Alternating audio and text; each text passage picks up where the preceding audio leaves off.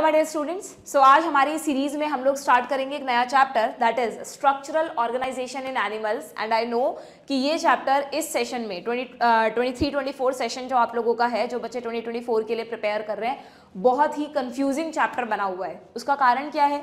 New NCERT में इस chapter में मेजर चेंजेस हुए हैं। अगर हम ओल्ड एनसीईआरटी को देखें तो इस चैप्टर में हमको कई सारे टॉपिक्स पढ़ने होते हैं, animal tissues, organ and organ system, earthworm, cockroach, frogs. But new NCERT ने क्या किया बच्चों, इसमें से major most of the topics को डिलीट कर दिया। एनिमल टिश्यू हटा दिया, अर्थवॉर्म हटा दिया, कॉकरोच हटा दिया। सिर्फ एक छोटा सा पैराग्राफ है ऑर्गन एंड ऑर्गन सिस्टम, वो रखा और एक ही टॉपिक इसमें मेनली इंक्लूड किया, दैट इज फ्रॉग। तो भाई ये माना जा रहा था, इसका मतलब जो सिलेबस आएगा नीट 2024 के लिए उसमें भी आपको सिर्फ फ्रॉग ही प्रिपेयर करके जाना है। बट फिर से कंफ्यूजन हो गया। क्या कंफ्यूजन हुआ कि एनएमसी ने अपना जो सिलेबस रिलीज किया उसमें इस पर्टिकुलर यूनिट में यहाँ पर देखो क्या लिखा, एनिमल टिश्यूज भी लिख दिया जो कि न्यू एनसीईआरटी में नहीं दे रखा है। ठीक है, जिसमें जो भी हमारे अलग अलग टिश्यूज हैं, है ना, बॉडी में जो टिश्यूज होते हैं, एपिथेलियल, कनेक्टिव वगैरह, उनके बारे में पढ़ के जाना पड़ेगा। और ये सारे जो टॉपिक्स लिखे हैं, दिस इज फॉर फ्रॉग, जिसको लिख दिया इंसेक्ट। तो भाई हमें इंसेक्ट पढ़ना है या फ्रॉग पढ़ना है या कोई मिसप्रिंट हुआ, ये कंफ्यूजन उठा। तो इसको कैसे क्लियर किया एनटीए ने? एनटीए ने एक एफएक्यू रिलीज किया बच्चों। ये सारी चीजें ऑफिशियल एनटीए की ऑफिशियल वेबसाइट पर अवेलेबल हैं, वहीं से मैंने ये लिया है। ठीक है, तो एनटीए ने एक एफएक्यू रिलीज किया अभी कुछ दिनों पहले, और उसमें जरा देखना, ये जो 4th पॉइंट है, इस 4th पॉइंट को जरा मैं जूम कर देती हूँ। यहाँ पर क्या लिखा है कि ये जो एक क्वेरी उठ रही है कि इंसेक्ट, फ्रॉग, ये क्या है भाई, ये क्यों लिखा है आपने? तो एनटीए ने क्या क्लैरिफिकेशन दिया है, it should be read as of an insect and a frog. यानी उन्होंने कहा है भाई यहाँ पर हम एंड लगाना भूल गए, आपको एंड भी लगाना है। तो इसका मतलब एनटीए कह रहा है कि हम इंसेक्ट से भी क्वेश्चन पूछेंगे। कौन सा इंसेक्ट दिया है? कॉकरोच। और हम फ्रॉग से भी क्वेश्चंस पूछेंगे, है ना।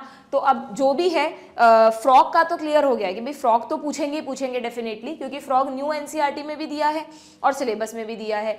पर ये मान रहे थे हम कि कॉकरोच शायद अब हट गया है, इसमें कई सारी टर्म्स होती है, नई नई टर्म्स जो बच्चों को पढ़नी होती है। बट क्योंकि अब इस एफएक्यू में कहा गया है कि भाई इंसेक्ट से भी पूछे जाएंगे, तो you have to prepare this topic. ठीक है, हो सकता है फिर भी मैं कुछ बच्चों को ये भी बोल रही हूँ कि अभी आप बहुत ज्यादा इसकी क्वेश्चन प्रैक्टिस पे ध्यान मत दो कॉकरोच पे, क्योंकि एक बार फॉर्म्स रिलीज हो जाने दो, फॉर्म्स के साथ जो इन्फॉर्मेशन बुकलेट आती है उसमें जो सिलेबस होता है, अगर वहां भी कॉकरोच लिखा हुआ है तो फिर तो डेफिनेटली आएगा ही आएगा। बाकी अगर एफएक्यू में लिखा है तो मुझे लगता है अब ये लोग देंगे ही देंगे। ठीक है ना। तो इसका मतलब now we have to prepare complete chapter except the earthworm. बस आपको अब अर्थवॉर्म नहीं पढ़ना, बाकी आपको कॉकरोच भी पढ़ना पड़ेगा। ठीक है, यानी पूरा ही चैप्टर पढ़ना पड़ेगा।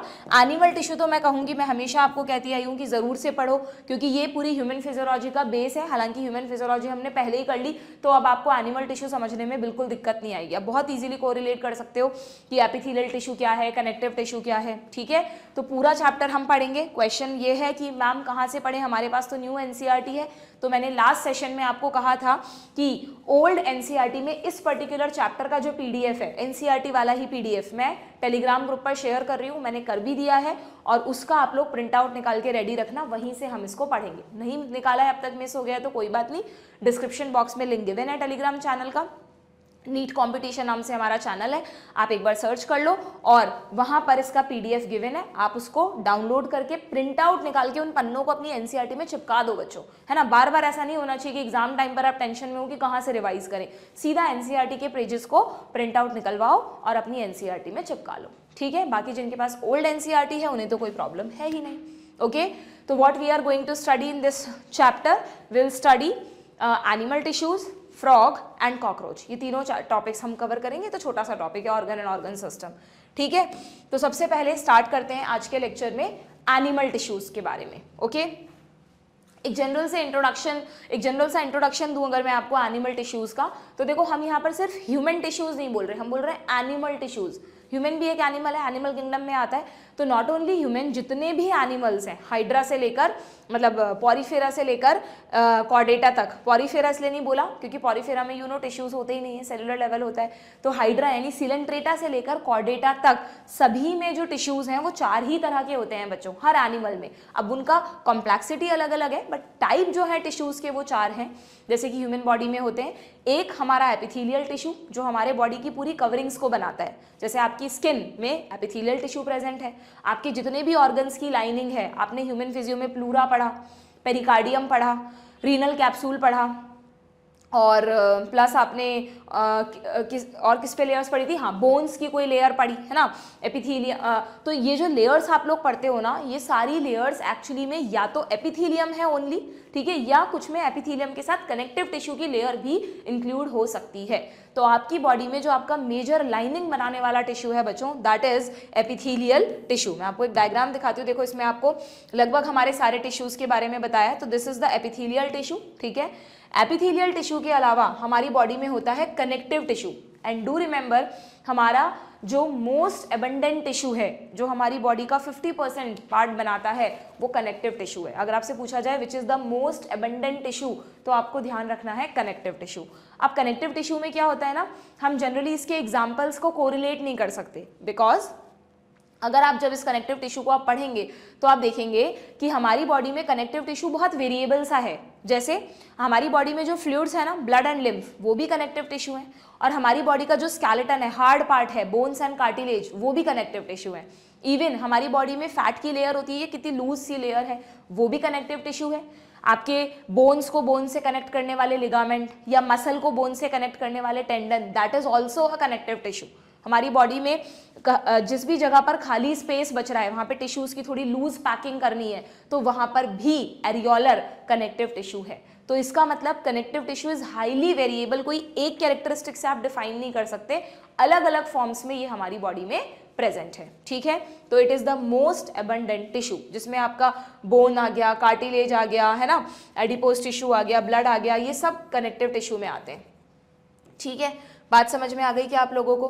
तो कनेक्टिव टिश्यू के अलावा और कौन सा टिश्यू है बताओ हमारी बॉडी में? मैंने आपको कहा कि हमारी बॉडी की सारी लाइनिंग्स आ गई एपिथेलियम में, मेजर ऑफ द टिश्यूज आ गए कनेक्टिव टिश्यू में। तो दो टिश्यूज हैं जो हमने अभी तक इंक्लूड नहीं किए, कौन कौन से? एक तो है हमारा मस्क्यूलर टिश्यू, इसमें दिया है क्या? एक तो है ये रहा हमारा मस्क्यूलर टिश्यू, ठीक है। हमारे बॉडी में जो मसल्स हैं बच्चों, वो बाकियों से अलग है ना। हमने बहुत अच्छे से लोकोमोशन एंड मूवमेंट चैप्टर में पढ़ा था कि मसल्स की प्रॉपर्टी होती है, they are contractile in nature, उनमें इलास्टिसिटी होती है, एक्साइटेबल होती हैं। तो ये मसल सेल्स बाकी सेल से बिल्कुल अलग है। तो मसल सेल से जो टिश्यू बन रहा है, यानी हमारी जो मसल्स हैं, वो एक सेपरेट कैटेगरी है। और प्लस इन सारे टिश्यूज को कंट्रोल करने वाला हमारा नर्वस टिश्यू। नर्वस टिश्यू में no doubt major cells neuron है, बट नाउ यू नो कि न्यूरॉन्स के अलावा न्यूरोग्लियल सेल्स भी प्रेजेंट होती हैं। मैंने बिल्कुल शॉर्ट में आपको बताया था, इस चैप्टर में भी शॉर्ट में दे रखा है, ठीक है। तो किसी भी, ना सिर्फ ह्यूमन में, किसी भी एनिमल में 4 मेजर टिश्यूज होते हैं, डू रिमेंबर, जिसके बारे में हमें इस चैप्टर में पढ़ना है। उन्हीं से रिलेटेड क्वेश्चंस आपसे नीट में पूछे जाएंगे, epithelial, connective, muscular and nervous, ठीक है। चलो भाई, तो स्टार्ट करते हैं। सबसे पहले इंट्रोडक्टरी पैराग्राफ में क्या दिया है? In the preceding chapter, you came across a large variety of organisms, both unicellular and multicellular, ठीक है, ऑफ द एनिमल किंगडम। मतलब ये तो एनिमल किंगडम की बात कर रहे हैं, ओके। इन यूनिसेलुलर ऑर्गेनिज्म, वैसे आपको पता है कि यूनिसेलुलर जितने भी एनिमल्स थे, जिनको हम प्रोटोजोआ कहते थे पहले, वो अब एनिमल किंगडम में नहीं रहे हैं, बल्कि उनको कहाँ शिफ्ट कर दिया गया है? प्रोटिस्टा किंगडम में। एक अलग से उनका कैटेगरी बनाई गई है, क्लास बनाई गई है, दैट इज प्रोटोजोआ, जिसमें अमीबा, प्लाज्मोडियम वगैरह आते हैं, ठीक है। तो अगर हम यूनिसेलुलर ऑर्गेनिजम्स की बात करें, जिनके पास बस एक ही सेल होती है, वो अपने सारे फंक्शन उसी सेल से करते हैं क्या? डाइजेशन, रेस्पिरेशन, रिप्रोडक्शन, कोई भी कुछ भी उनको करना है, they perform by a single cell. क्या मैं ऐसा कह सकती हूँ कि उनके पास टिश्यूज हैं? क्या कहीं भी किसी भी जगह अगर एक ही सेल है तो can we use the word tissue? Never, because आप छोटे क्लासेस से बच्चों टिश्यू की डेफिनेशन पढ़ते आए हैं। टिश्यू होता क्या है? Tissue is a group of similar sales along with intercellular substance perform a specific function. Tissue एक सेल्स का ग्रुप है जिसमें सभी सेल्स लगभग एक जैसी होती हैं, सिमिलर होती हैं, और यहाँ पर डेफिनेशन में इन सेल्स के साथ इंटरसेल्युलर सब्सटेंस को भी यूज कर लिया है। जो सेल्स के चारों तरफ खाली जगह होती है ना, उस खाली जगह में अगर कोई मैट्रिक्स है, कोई फाइबर्स हैं, तो वो भी टिश्यू का ही पार्ट है, क्योंकि जनरली उन चीज़ों को सेल ने ही बनाया है। तो मैं ऐसा भी कह सकती हूँ कि a group of cell and its surrounding products, जो भी उस सेल के प्रोडक्ट्स हैं, चारों तरफ जो भी चीज़ें प्रेजेंट हैं, वो भी टिश्यू की कैटेगरी, मतलब टिश्यू की डेफिनेशन में ही आएंगे, ओके। तो इसका मतलब सिंगल सेल ऑर्गेनिज्म में तो टिश्यू कहने का क्वेश्चन ही नहीं उठता, ठीक है। टिश्यू कहाँ मिलेंगे आपको? मल्टी सेल्यूलर में। और मल्टी सेल्यूलर में भी अगर हम एनिमल किंगडम को देखें तो पॉरीफेरा में टिश्यू जैसा कुछ नहीं है। टिश्यू लेवल स्टार्ट हुआ सीलेंट्रेटा से, निडेरिया से, ठीक है। So, in the complex body of multicellular animals, the same basic functions are carried out by different group of cells in a well organized manner. The body of a simple organism like Hydra, अगर हम Hydra की भी बात करें तो it is made up of different type of cells and the number of cells in each type can be in thousands. Okay. The human body is also composed of billion of cells to perform various function. तो ये cells कैसे काम करती हैं? Because these cells are organized in a group, जहाँ पर वो सब मिलकर की कोई एक function कर रही होती हैं, उस group को आप कहेंगे टिश्यू. मतलब टिश्यू में ऐसा नहीं है कि बॉडी की सारी सेल्स को आप एक ही टिश्यू बोल दो. हमारी बॉडी में बहुत सारे टिश्यूज क्यों बोल रहे हैं हम? एक ग्रुप ऑफ सेल जो एक पर्टिकुलर फंक्शन परफॉर्म करेगा, परफॉर्मिंग अ स्पेसिफिक फंक्शन, उस ग्रुप ऑफ सेल को आप कहेंगे टिश्यूज. ठीक है. You may be surprise to know that all complex animals, कहा ना इसने, मैंने अभी आपको थोड़ी देर पहले कि जितने भी एनिमल्स हैं they all consist of only 4 basic type of tissues. These tissues are organized in specific proportion and pattern to form organ. आपने पढ़ रखा है एनिमल किंगडम में, बताया था मैंने आपको कि सेल से बनते हैं टिश्यू, टिश्यूज से बनते हैं ऑर्गन. जैसे मान लो स्टमक हमारा एक ऑर्गन है, यू नो, तो आपने डाइजेस्टिव सिस्टम पढ़ा नहीं है डिटेल में, बट यू नो कि जब हम स्टमक बनाते हैं तो जो हमारे स्टमक की वॉल है ना, इसे 3D में इमेजिन करो, stomach is a bag like structure, तो वो जो उसकी वॉल है वो सिंगल लेयर्ड नहीं होती है बच्चों, उसकी वॉल में 4 लेयर्स होती हैं, है ना. कोई लेयर एपिथेलियल टिश्यू की है, कोई कनेक्टिव टिश्यू की है, इसमें कुछ लेयर मस्कुलर टिश्यू की भी होती है, तभी तो हमारे स्टमक में मूवमेंट होते हैं. वरना सोचो कैसे स्टमक के अंदर मूवमेंट पॉसिबल थे अगर चारों तरफ मसल्स नहीं होती तो. और स्टमक को सिग्नल देने के लिए न्यूरॉन्स भी इन्वॉल्व हैं, तो न्यूरल टिश्यू भी है. तो इसका मतलब स्टमक एक ऑर्गन हो गया क्योंकि स्टमक को बनाने में सारे टिश्यूज मिल रहे हैं. ओके. तो यहाँ पे क्या लिखा है कि these tissues are organised in specific proportion and pattern. बहुत ही स्पेसिफिक प्रपोर्शन होता है, पैटर्न होता है, जो हिस्टोलॉजी में स्टडी किया जाता है टू फॉर्म ऑर्गन, चाहे वो स्टमक है, लंग है, हार्ट है. जैसे हार्ट की बात कर लो, हार्ट भी अगेन एक हॉलो चैम्बर है. तो हार्ट में जो वॉल है वहाँ पर आपने पढ़ा है पेरिकार्डियम एपिथेलियम की बनी हुई है, बीच में मायोकार्डियम कार्डियक मसल्स की बनी हुई है, फिर अंदर एंडोकार्डियम दोबारा एपिथेलियम की बनी हुई है ना. इवन अगर आप ब्लड वेसल्स की भी बात कर रहे हो तो ब्लड वेसल्स की जो पाइप की जो लाइनिंग है, वॉल है, उसमें भी सारी लेयर्स होती हैं. Tunica externa, tunica media, tunica interna, है ना. मैंने कहा ना कि ह्यूमन फिजियो पढ़ने के बाद अब इस चैप्टर को समझना आपके लिए बहुत आसान हो जाएगा, आपको ज़्यादा टाइम नहीं देना पड़ेगा इस चैप्टर में. ठीक है. And as well as kidney, कोई भी ऑर्गन है वहाँ पे टिश्यूज का एक specific proportion and specific pattern present होता है. This is the key term. जब एनसीईआरटी से स्टेटमेंट टाइप क्वेश्चन बनते हैं ना, तो इस तरह की चीज़ें हमारे लिए इंपॉर्टेंट हो जाती हैं. ठीक है. इस टर्म को मैं हाईलाइट कर देती हूँ, स्पेसिफिक प्रपोर्शन एंड पैटर्न. ठीक है. आगे बढ़े. नाउ अब ऑर्गन के बाद बनता है ऑर्गन सिस्टम. भाई स्टमक का काम है फूड डाइजेस्ट करना, बट इसमें इंटेस्टाइन भी हेल्प करती है, ईसोफेगस भी कहीं ना कहीं पेरिस्टाल्सिस कर रही है, बकल कैविटी भी कर रही है. तो इन सबको मिलाकर हमने एक ही सिस्टम में बोल दिया भाई ये सब डाइजेस्टिव सिस्टम के ऑर्गन्स हैं. तो ऑर्गन सिस्टम कैसे बना? When 2 or more organs perform a common function by their physical interaction or chemical interaction, then organ system is formed. Digestive system, respiratory, circulatory, जितने भी सिस्टम आपने पढ़े हैं वो सब इसी के एग्जाम्पल है. ठीक है. Then cells, tissues, organs and organ system split up the work in a way that exhibit division of labor. ये भी बड़ा कॉमन वर्ड है, बहुत सारे चैप्टर्स में आ चुका, मतलब काम को डिवाइड कर देना. and contribute to the survival of the body as a whole. ठीक है. समझ में आ गया आपको ये इंट्रोडक्टरी पार्ट? चलो भाई, तो स्टार्ट करते हैं हम एनिमल टिश्यू से. क्या लिखा है यहाँ पे? The structure of the cells vary according to the function. देखो छोटी सी लाइन है, बट जब नीट में आएगी ना स्टेटमेंट टाइप बन के तो बड़ी इंपॉर्टेंट हो जाएगी. अभी हम ध्यान नहीं देते इस पर. क्या लिखा है कि हमारी बॉडी में जितनी भी सेल्स हैं, क्या सबका स्ट्रक्चर एक जैसा है बच्चों? बेसिक स्ट्रक्चर तो सेम है, हम बोलते हैं सब में सेल मेम्ब्रेन है, अंदर ऑर्गेनेल्स है, न्यूक्लियस है, साइटोप्लाज्म है, बट कुछ डिफरेंसेस भी तो है, सेल में अलग अलग मॉडिफिकेशंस भी तो हैं. तो जो स्ट्रक्चर है सेल का वो वेरी करता है, और किस बेसिस पर करता है? According to their function. किसी भी सेल को जहां जो फंक्शन करना है उस अकॉर्डिंग वो मॉडिफाई हो जाती है. जैसे हम बोलते हैं आरबीसी का काम है हीमोग्लोबिन के थ्रू गैसेस को ट्रांसपोर्ट करना, तो आरबीसी को न्यूक्लियस की जरूरत नहीं है, तो जब मैच्योर होती है तो उसको इन्यूक्लिएटेड कर देती है नेचर. इंटेस्टाइन की सेल्स का काम है फूड को एब्जॉर्ब करना, तो वहां पर सेल्स में फिंगर लाइक प्रोजेक्शन बना दिए गए, विलाय एंड माइक्रोविलाय. ट्रैकिया में जो सेल्स लगी हुई हैं उनका काम है म्यूकस को हटाना, वहां से पुश करना, तो वहां पर सेल्स की सरफेस पर सीलिया बना दिए, है ना. तो सेल का जो स्ट्रक्चर है वो किस पर डिपेंड करता है? उसके फंक्शन पर। The tissues are different and are broadly classified into 4 types: epithelial, connective, muscular and neural। ठीक है, अगर मैं आपको यहाँ पर एक छोटी सी एडिशनल चीज बताऊं, आप याद रख सको तो रख लेना, हमारी बॉडी में जितना भी कनेक्टिव टिश्यू और मस्कुलर टिश्यू है ना बच्चों, ये मीजोडर्मल ओरिजिन है इसका, यानी ये मीजोडर्म से ओरिजिनेट हुआ है। हम पढ़ते हैं ना कि एनिमल्स में, एम्ब्रियो में, ट्रिप्लोब्लास्टिक में 3 लेयर होती हैं, एक्टोडर्म, मीजोडर्म, एंडोडर्म। तो मीजोडर्म से कौन सा टिश्यू बना है हमारा? Connective tissue and muscular tissue. Neural tissue हमारा बना है एक्टोडर्म से, जो सबसे बाहर वाली लेयर होती है, एक्टोडर्मल इन ओरिजिन। और एपिथेलियल टिश्यू क्योंकि हर ऑर्गन की लाइनिंग में है, तो ये तीनों से बना है बच्चों। कुछ जगह की एपिथेलियम एक्टोडर्म से बनी है, कुछ जगह ये मीजोडर्म से बनी है, और कुछ जगह ये एंडोडर्म से बनी है। तो इसका मतलब एपिथेलियल टिश्यू तीनों तरह का ओरिजिन शो करता है, बाकी जो मैंने आपको स्पेसिफिकली बताया that you have to remember. ठीक है, clear?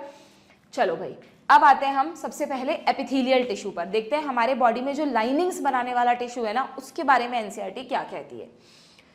We commonly refer to an epithelial tissue, epithelium कह दो चाहे एपिथेलियल टिश्यू कह दो, एक ही बात है। कंफ्यूज मत होना कि मैम कोई डिफरेंस है क्या एपिथेलियल टिश्यू और एपिथेलियम में, क्योंकि एपिथेलियल टिश्यू लाइनिंग की फॉर्म में होता है, तो उस लाइनिंग को आप एपिथेलियम बोल दो। ठीक है, now this tissue has a free surface which faces either a body fluid or the outside environment, thus provide a covering or lining। यहाँ पे जो पॉइंट्स लिखे हैं ना, इनको समझाने के लिए मैं तुमको एक हल्का सा डायग्रामेटिक आइडिया देती हूँ कि एपिथेलियल टिश्यू बनता कैसे है। कहीं पर भी जहाँ पर किसी भी ऑर्गन की लाइनिंग बनानी है, तो उस लाइनिंग के लिए क्या होता है कि सेल्स है ना आपस में एकदम एक दूसरे से जुड़ी रहती हैं, ऐसे, मतलब ऐसे किसी लाइन पर नहीं, वो सेल्स की ही सरफेस है जिससे लाइनिंग बनी। अगर मैं कह दूँ कि भाई मैं सेल्स को ऐसे बिल्कुल आपस में पैक कर रही हूँ, इनके बीच में कोई स्पेस नहीं छोड़ रही हूँ, ठीक है, तो इस तरह से एक लाइनिंग बनती जाएगी। क्या किसी भी ऑर्गन की लाइनिंग बना दो, लंग्स की बना दो, स्टमक की बना दो, स्किन बना दो, पूरी सेल्स को लाइन में अरेंज करना है, टाइटली पैक करना है, कॉम्पैक्टली पैक करना है, उनके बीच में स्पेस नहीं रखना। भाई ऐसे थोड़ी ना करोगे, आपकी स्टमक को बनाते वक्त यहाँ पर जो सेल्स हैं उनको, उनमें है ना ऐसे बीच बीच में खाली जगह छोड़ दो, फिर तो यहाँ से कोई भी अंदर एंटर कर जाएगा। ठीक है ना, तो सीधी सी बात है, एपिथेलियम की क्या पहचान है कि यहाँ पर कॉम्पैक्टली पैक्ड सेल्स होती हैं, कॉम्पैक्टली पैक्ड सेल्स होती हैं विद एनसीईआरटी में देखो क्या लिखा है, विद लिटिल इंटरसेल्यूलर मैट्रिक्स। ऐसा नहीं लिखा कि बिल्कुल ही एब्सेंट, मतलब इन्होंने लिखा है कि इन एपिथेलियल सेल्स के बीच में भी अगर पतली सी जरा सी भी स्पेस है ना, तो वहां पर एक फ्लूइडिक मैट्रिक्स भरा रहेगा। तो विद लिटिल, अगर लिटिल ऑप्शन में नहीं हो तो नेग्लिजिबल भी टिक कर सकते हो, लिटिल इंटरसेल्यूलर मैट्रिक्स। और जब हम कनेक्टिव टिश्यू पढ़ेंगे ना बच्चों, तो वहां पर आप देखोगे कि कनेक्टिव टिश्यू में सेल्स इस तरह से लूजली पैक्ड होती हैं, दूर दूर होती हैं, तो उनके बीच में जो खाली जगह होती है ना, वहां पर खूब सारा मैट्रिक्स भरा रहता है, तो वहां पर देयर इज मच मैट्रिक्स, जबकि एपिथेलियम में वेरी लिटिल नेग्लिजिबल मैट्रिक्स। ठीक है, ये मेजर डिफरेंस होता है कनेक्टिव टिश्यू और एपिथेलियल टिश्यू में। जैसे ब्लड एक कनेक्टिव टिश्यू है, तो ब्लड में सेल्स पानी में तैरती, मतलब पानी में मतलब प्लाज्मा में तैरती हैं, तो प्लाज्मा क्या है, मैट्रिक्स ही तो है। फर्क समझ गए ना? तो एपिथेलियल टिश्यू में सेल्स जो हैं वो कॉम्पैक्टली पैक्ड होंगी, और हमेशा हम कैसे पहचानेंगे कि सेल का बेस कौन सा है और फ्री सरफेस कौन सी है? तो जो भी सेल्स का बेस होगा ना, उस बेस पर आपको हमेशा एक बहुत पतली सी लेयर मिलेगी, जेल की लेयर, जिसको कहते हैं बेसमेंट मेम्ब्रेन। सेल्स की लेयर नहीं है ये, ए सेल्यूलर होती है हमेशा। कैसी होती है? ए सेल्यूलर। ध्यान है आपको, जब हम एल्वियोलर एपिथेलियम पढ़ रहे थे, या हम किडनी में उसका बोमन्स कैप्सूल का स्ट्रक्चर पढ़ रहे थे, तो हमने कहा था कि ब्लड अपने ग्लोमेरुलस से निकलता है, फिर बोमन्स कैप्सूल में आता है, तो दोनों के बीच में बेसमेंट मेम्ब्रेन होती है, बेसमेंट सब्सटेंस होता है, वो इसी की बात हो रही थी। ठीक है, और हमने ऐसा भी पढ़ा था कि ये अगर एल्वियोलर एपिथेलियम है, ये ब्लड कैपिलरी है, ब्लड की एपिथेलियम है, तो इन दोनों के बीच में भी बेसमेंट मेम्ब्रेन होती है। तो भाई ये भी एपिथेलियम है, ये भी एपिथेलियम है, दोनों का बेस आमने सामने है, तो दोनों की बेसमेंट मेम्ब्रेन कॉमन हो गई, उसने बेसमेंट सब्सटेंस बना दिया। तो एपिथेलियम का कैरेक्टरिस्टिक फीचर है कि एपिथेलियम के बेस पर, अब वो बेस कहीं भी हो सकता है बच्चों, ऐसा नहीं है कि मैं स्किन में कहूँ कि बेस बाहर की तरफ है, बेस किसी ऑर्गन में जहां पर भी आपको ये मेम्ब्रेन दिख रही है, जेल जैसी लेयर दिख रही है, वो उस सेल का बेस हुआ, उस लेयर का बेस हुआ, और दूसरा जो एंड बचा वो उसका फ्री एंड हुआ। ठीक है, तो ये हो गया फ्री एंड। और एनसीईआरटी में लिखा है कि ये जो फ्री एंड है, ये टुवर्ड्स फ्लूइड भी हो सकता है, और टुवर्ड्स इन्वायरमेंट भी हो सकता है। जैसे हमारी स्किन में जो बाहर की तरफ फेस कर रहा है ना, वो उसका फ्री एंड है, बेसमेंट मेम्ब्रेन तो अंदर की तरफ है, ठीक है। वैसे हमारे स्किन में एक लेयर नहीं होती है, हमारे स्किन में मल्टी लेयर्ड एपिथेलियम होती है। अभी हम एपिथेलियम का क्लासिफिकेशन भी पढ़ेंगे, ठीक है। यहाँ तक की चीजें क्लियर है क्या आप लोगों को? टुवर्ड्स फ्लूइड क्यों लिखा मैंने? जैसे मान लो हम ट्रैकिया बना रहे हैं, तो ट्रैकिया में जो वॉल हम बनाएंगे उसमें भी तो सेल्स हैं, एपिथेलियल सेल्स ही तो हैं। तो एपिथेलियल सेल्स पर मैं आपको कह रही हूँ, मान लो फ्री एंड पर मैंने छोटे छोटे हेयर लगा दिए, सीलिया लगा दिए, और अंदर आपको पता है म्यूकस वगैरह होता है, तो हम कह देंगे ना टुवर्ड्स द फ्लूइड, ठीक है। तो इस तरह से लिखा हुआ है ये, क्लियर। नाउ ये बेसमेंट मेम्ब्रेन हो गई, समझ में आ गया। एपिथेलियल सेल्स हो गई, बेसमेंट मेम्ब्रेन जो है वो ए सेल्यूलर होगी, जेली लाइक होगी, ठीक है। और क्या चीजें इसमें ध्यान रखनी है आपको? हाँ, ये जो फ्री एंड है, इस फ्री एंड पर कुछ मॉडिफिकेशंस भी हो सकते हैं, अभी हम आगे पढ़ेंगे। जैसे कि ये फ्री एंड जो है ये मॉडिफाइड हो सकता है, जैसे कि ये सीलिएटेड हो सकता है, इस पर अगर सीलिया लगे हुए हैं तो। अगर मैं आपको जैसे मान लो ये सेल है, उस पर मैं ऐसे हेयर बना दूं तो सीलिएटेड, बट अगर मैं इस मेम्ब्रेन को फोल्डेड कर दूं ना बच्चों, तो इसको कहेंगे विलाय एंड माइक्रोविलाय। दोनों में फर्क है। कई बार क्या होता है, हमें लगता है कि विलाय एंड माइक्रोविलाय का मतलब हेयर लाइक स्ट्रक्चर, नहीं, नेवर। इंटेस्टाइन में हेयर का क्या काम?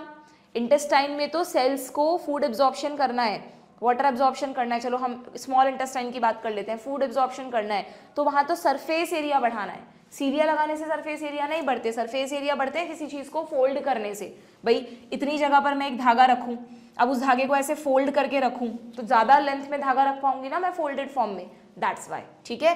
तो मॉडिफाइड हो जाता है ये फ्री एंड, सीलिएटेड भी हो सकता है और फोल्डेड भी हो सकता है। बात समझ में आ गई आप लोगों को? ठीक है, तो ये आपको थोड़े बहुत एपिथेलियल टिश्यू के। अच्छा एक चीज और बता देती हूँ, चलो एनसीईआरटी में तो नहीं है बट थोड़ा सा लॉजिकली आपको हेल्प कर सकता है कुछ क्वेश्चंस में, कि हर सेल को जिंदा रहने के लिए नरिशमेंट चाहिए, ब्लड सप्लाई चाहिए, न्यूट्रिएंट चाहिए, ऑक्सीजन चाहिए जिससे वो एटीपी बना सके। तो एपिथेलियल सेल्स को ब्लड सप्लाई कैसे होती है? अब यहाँ तो सेल्स इतना टाइटली पैक्ड है कि जगह ही नहीं बची कैपिलरीज के लिए। तो जनरली आप देखना एपिथेलियम की जो भी लेयर होगी उसके आसपास कहीं भी ना कनेक्टिव टिश्यू प्रेजेंट होगा। जनरली इसके बेस पर क्या होगा? इसके बेस पर हमको मिलेगा कनेक्टिव टिश्यू। कनेक्टिव टिश्यू का मतलब होता है जिसमें लूज कनेक्टिव टिश्यू की अगर मैं बात करूं तो उसमें सेल्स बहुत ही दूर दूर होती हैं, जो बीच की जगह है उस पूरे में मैट्रिक्स भरा रहता है, ठीक है। मैट्रिक्स के साथ साथ आप आगे पढ़ोगे कुछ फाइबर्स भी होते हैं, ओके।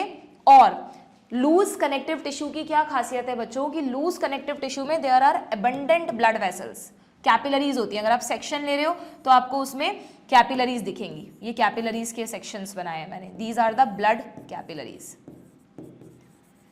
तो एपिथेलियम को नरिशमेंट कौन देता है पता है? इसके नीचे का कनेक्टिव टिश्यू, इसको मैं लिख रही हूं underline connective tissue, underline connective tissue.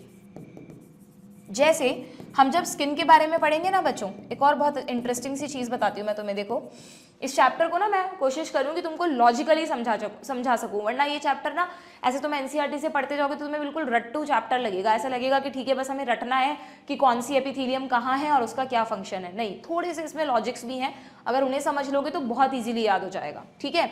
तो देखो मैं आपको कह रही हूँ कि भाई कनेक्टिव टिश्यू में खूब सारी ब्लड वेसल्स हैं, तो ब्लड वेसल्स हैं तो अच्छी बात है, इनसे जो प्लाज्मा निकलेगा उसमें नरिशमेंट होगा, वो यहाँ से होता हुआ आराम से सेल्स को सप्लाई कर देगा।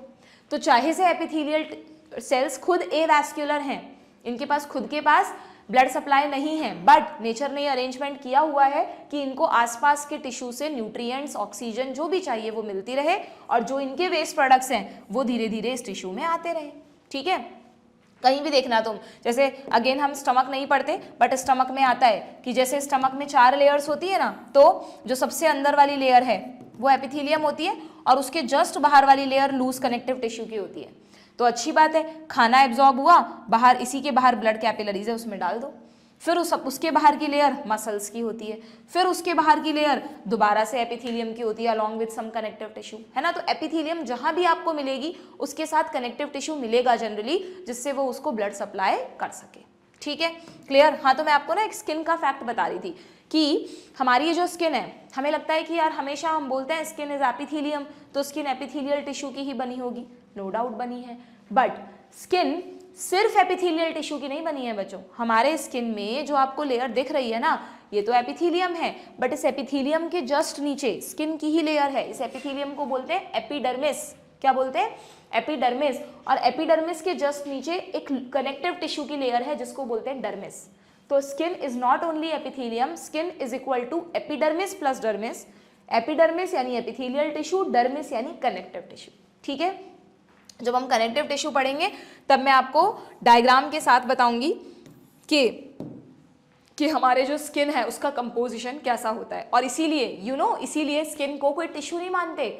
स्किन लेयर की फॉर्म में है, but skin is an organ. Skin हमारी बॉडी का एक ऑर्गन है। अब तो तुम्हें स्किन डिटेल में नहीं पढ़ाते, हम लोग पूरा स्किन के बारे में पढ़ते थे कि इसमें कौन सी सेल्स हैं, कौन से रिसेप्टर्स हैं। तो skin is the largest organ of our body. हमारी बॉडी का जो जैसे लार्जेस्ट ग्लैंड लिवर है, ऐसे अगर तुमसे पूछ ले लार्जेस्ट ऑर्गन बताओ बॉडी का, तो दैट इज स्किन। क्योंकि स्किन में एपिथेलियल टिश्यू भी है, कनेक्टिव टिश्यू भी है, तो 2 या 2 से ज़्यादा टिश्यू आ जाते हैं तो वो ऑर्गन बन जाता है। ठीक है, क्लियर? तो स्किन को हम कनेक्टिव टिश्यू में कवर करेंगे, अभी तो फिलहाल हम इसी पर फोकस करते हैं। तो एपिथेलियल टिश्यू में क्या लिखा हुआ है भाई? एपिथेलियल टिश्यू के कुछ कैरेक्टरिस्टिक्स बताए मैंने तुम लोगों को। यहाँ पर तुम लिख सकते हो कि ये सेल्स खुद एवैस्कुलर हैं। ठीक है, ये एवैस्कुलर है। तो इसको नरिशमेंट, ब्लड सप्लाई कहाँ से मिल रही है? अंडरलाइन कनेक्टिव टिश्यू से। ठीक है, ये आप हल्का सा डायग्राम बना लेना या ध्यान रखना जस्ट अपनी मेमोरी में, जिससे आपको चीज़ें समझ में आ जाए।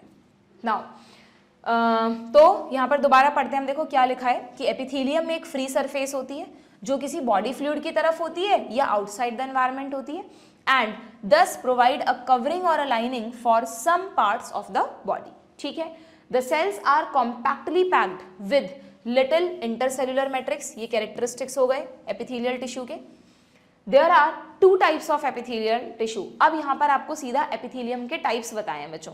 तो नॉर्मली हमारी बॉडी में जहाँ पर भी लाइनिंग्स है ना, वो तो सिंगल लेयर की फॉर्म में है। अभी मैंने आपको स्टमक में कहा 4 लाइनिंग है, तो जो सबसे अंदर और सबसे बाहर एपिथेलियम की लाइनिंग है ना, वो सिंगल लेयर है सेल्स की। नॉर्मली कहीं पर भी, जैसे आप कैपिलरीज में पढ़ते हो, कैपिलरीज में पढ़ते हो क्या आप लोग कि कैपिलरीज जो है वो बहुत ही थिन पाइप है, और कैपिलरीज में बस एक ही लेयर होती है सेल्स की, दैट इज एपिथेलियम, है ना। तो जनरली आप जो एपिथेलियम पढ़ते हो वो कौन सी एपिथेलियम होती है? वो होती है सिंपल एपिथेलियम।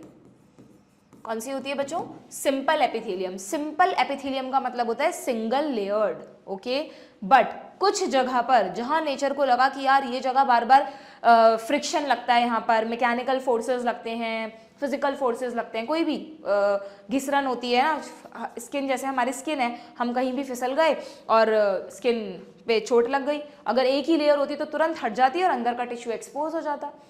हम च्यूइंग करते हैं, फूड को च्यू करते हैं मुंह में, तो फूड बार बार हमारे ओरल कैविटी में अंदर जो लाइनिंग्स है उनसे टकराता है, वहाँ भी अगर एक ही लाइनिंग होती तो बार बार वो डैमेज हो जाती, अंदर का टिश्यू एक्सपोज हो जाता। तो उन जगहों पर जहाँ जैसे हम फूड को स्वेलो करते हैं, तो स्वेलो करते वक्त फूड फैरिंग्स में से जाता है ना, अगर फैरिंग्स में एक ही लेयर होती सेल्स की तो वहाँ पर भी डैमेज हो जाता। तो इन जगहों पर जैसे कि स्किन हो गया, फैरिंग्स हो गया, हमारी ओरल कैविटी की अंदर की इनर लाइनिंग हो गई, इन जगहों पर आपको मिलती है कंपाउंड एपिथेलियम।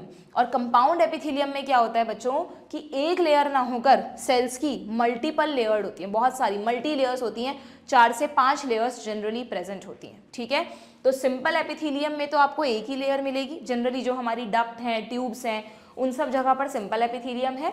और जो हमारा मैंने आपको बताया हमारी स्किन हो गई है ना, या हमारा फैरिंग्स हो गया, इन सब जगहों पर ऐसे एक के ऊपर एक सेल्स की मल्टीपल लेयर्स हैं। समझ गए? तो इसको बोल देते हैं कंपाउंड एपिथेलियम। कई बार ऑप्शंस में लिखा आ जाता है स्ट्रेटिफाइड एपिथेलियम, क्योंकि स्ट्रेटिफाइड, स्ट्रेटा वर्ड का मतलब होता है लेयर्स। तो यहाँ पर जो सेल्स हैं वो एक लेयर में अरेंज ना होकर मल्टी लेयर्स में अरेंज हैं। ठीक है, क्लियर? तो यहाँ पे क्या लिखा है देखो कि there are 2 types of epithelium, simple epithelium as well as compound epithelium. What is simple epithelium? Simple epithelium is composed of a single layer of cells and generally function as a lining for body cavities, ducts and tube. जहाँ पर भी hollow organs हैं, hollow ducts हैं, tubes हैं, उनकी lining तो बनाती है simple epithelium. And the compound epithelium consists of two और more cell layers and has protective function, जैसे कि हमारे स्किन में, not only skin, oral cavity, pharynx, ये एग्जाम्पल्स हम आगे पढ़ेंगे। आगे बढ़ें। नाउ अब आपको यहाँ पर बच्चों इसके भी फर्दर टाइप समझाएं, जैसे समझना इस चीज को कि जो सिंपल एपिथेलियम है ना, वहां पर लाइनिंग तो एक ही है सेल्स की, लेकिन ये जो एक सिंगल लाइनिंग है इसमें शेप ऑफ सेल वेरी करती है। जैसे 3 शेप्स में मेनली ये एपिथेलियम हमको मिलती है, या तो जैसे मैंने यहाँ ड्रॉ की है बिल्कुल फ्लैट लेयर है सेल्स की, ठीक है, तो उसको बोलते हैं स्क्वैमस एपिथेलियम। अगर ये फ्लैट ना होके देखो मैंने यहाँ पे इस चीज को सिंप्लीफाई करा है, मैं पहले एक बार आपको यहाँ से पढ़ा देती हूँ तो आपको एनसीईआरटी से पढ़ना बहुत आसान हो जाएगा। सिंपल स्क्वैमस एपिथेलियम का मतलब क्या बोला मैंने आप लोगों को कि यहाँ पर जो सेल्स हैं वो बिल्कुल फ्लैट है, जैसे टाइल्स नहीं होती हमारे घर में, बिल्कुल उस तरह से, ठीक है। पर हाँ, फ्लैट होने के साथ साथ एक चीज और ध्यान रखना आप लोग कि फ्लैट तो है, बट फ्लैट होने के साथ साथ जो इसकी सरफेस है ना वो थोड़ी सी ऐसे इर्रेगुलर सी है, बिल्कुल स्मूथ नहीं है, ऐसे इर्रेगुलर सी सरफेस है, तो इसमें लिखा है एनसीईआरटी में इर्रेगुलर बाउंड्रीज, ठीक है, क्लियर। क्यूबॉइडल एपिथेलियम में क्यूब, जैसे आप लूडो सांप सीढ़ी अगर खेलते हो, हमारे ज़माने में तो भाई बहुत खेलते थे, अब तो मोबाइल वाला लूडो आ गया है ना, तो वहाँ पर जो डाइस यूज़ करते हैं हम लोग, तो डाइस किसकी तरह होता है, क्यूब की तरह, जिसकी विड्थ और हाइट सेम है, तो उसको आप कह दो क्यूबॉइडल एपिथेलियम। और अगर सेल्स बहुत टॉल हैं, मतलब लंबाई ज़्यादा है और विड्थ कम है, तो फिर आप उसको बोल दो कॉल्यूमनर एपिथेलियम। समझ गए क्या। तो एपिथेलियम 2 तरह की हो गई, सिंपल, कंपाउंड। सिंपल में फिर से 3 टाइप हो गए, स्क्वैमस, क्यूबॉइडल एंड कॉल्यूमनर, ठीक है। अब आप कहोगे मैम कंपाउंड एपिथेलियम या स्ट्रेटिफाइड एपिथेलियम में फिर कौन सी शेप है सेल्स की, तो इसका भी एक बड़ा सा क्लासिफिकेशन होता है बच्चों, बट हमें बिल्कुल नहीं पढ़ना, सिर्फ लिमिटेड जो एनसीईआरटी में वही चीजें इस चैप्टर से पढ़नी है। देखो न्यू एनसीईआरटी ने तो चैप्टर भी डिलीट कर दिया है, तो बट ऑब्वियस एनटीए जब पेपर बनाएगा तो इस बात का ध्यान रखिएगा कि हम ओल्ड एनसीईआरटी से लिमिटेड चीजें ही पूछें, क्योंकि हर बच्चे के पास ये चीजें अवेलेबल नहीं है ना।